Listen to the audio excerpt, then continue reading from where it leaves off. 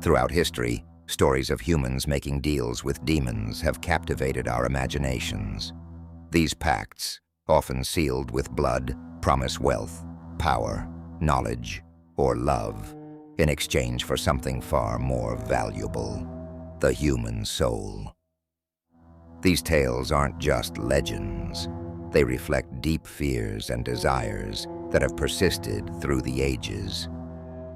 Today, we'll delve into the chilling stories of 3 infamous demonic pacts, exploring their origins, their outcomes, and the lessons they leave behind. Dr. Johann Georg Faust, a scholar and alchemist from 16th century Germany, was consumed by an insatiable thirst for knowledge and power. Dissatisfied with the limits of human understanding, Faust summoned Mephistopheles, a demon in service to Lucifer. In exchange for his soul, Faust was granted 24 years of unlimited knowledge and earthly pleasures. At first, Faust reveled in his newfound abilities. He dazzled kings and queens, performed miraculous feats, and lived a life of excess.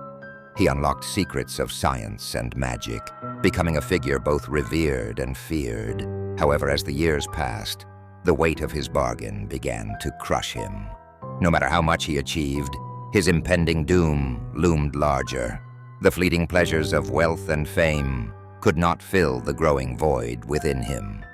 When the 24 years were up, Faust tried to repent, turning to the church for sanctuary. But his contract was ironclad, and Mephistopheles arrived to collect his due.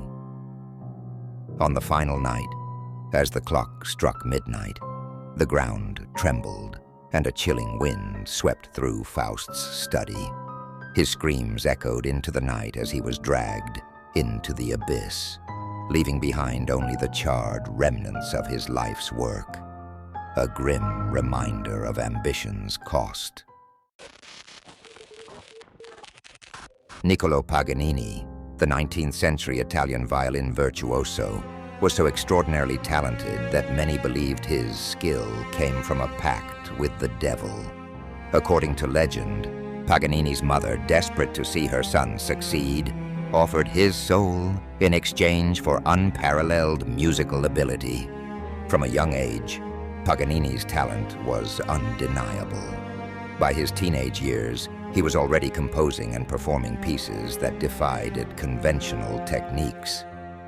His fingers moved with inhuman speed, and his compositions pushed the limits of what was thought possible on the violin. His uncanny ability to mesmerize audiences earned him fame, but it also drew suspicion. Paganini's gaunt appearance, piercing eyes, and near supernatural stage presence fueled rumors of his infernal deal. Whispers circulated of his violin being strung with the hair of a demon, and his shadow was said to twist unnaturally during performances. Despite his immense success, his life was plagued with misfortune. He suffered from chronic illnesses, and his relationships were fraught with turmoil. Even in death, his legend persisted. When Paganini passed away, the church refused to bury him in consecrated ground, citing his alleged ties to the devil. It was years before his remains found a resting place, and by then, his story had become an indelible part of musical folklore. Urbain Grandier, a 17th century French priest, was known for his charisma and sharp intellect, but his arrogance made him many enemies. According to his accusers, Grandier made a pact with several demons, including Asmodeus and Leviathan, to gain power and influence. The supposed contract, later presented as evidence during his trial, bore the signatures of the demons themselves, written in an eerie, unearthly script. Grandier's downfall began when a group of nuns from the Ursuline convent claimed to be possessed by demons under his control. The nuns described wild visions of Grandier, summoning them to unholy rituals commanding dark forces and tempting them into sin. Their accusations ignited a frenzy. Public exorcisms were performed, drawing crowds eager to witness the bizarre and often violent spectacles.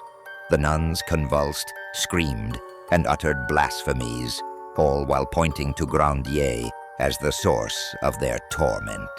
Despite his eloquent defense and insistence on his innocence, the tide was against him.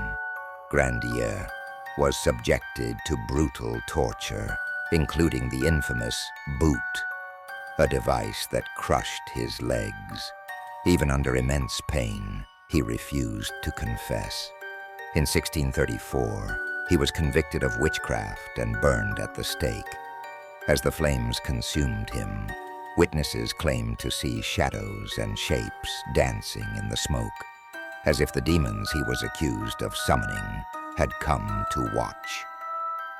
The story of Urbain Grandier remains a chilling example of how fear and paranoia can turn faith into a weapon, with or without demonic influence.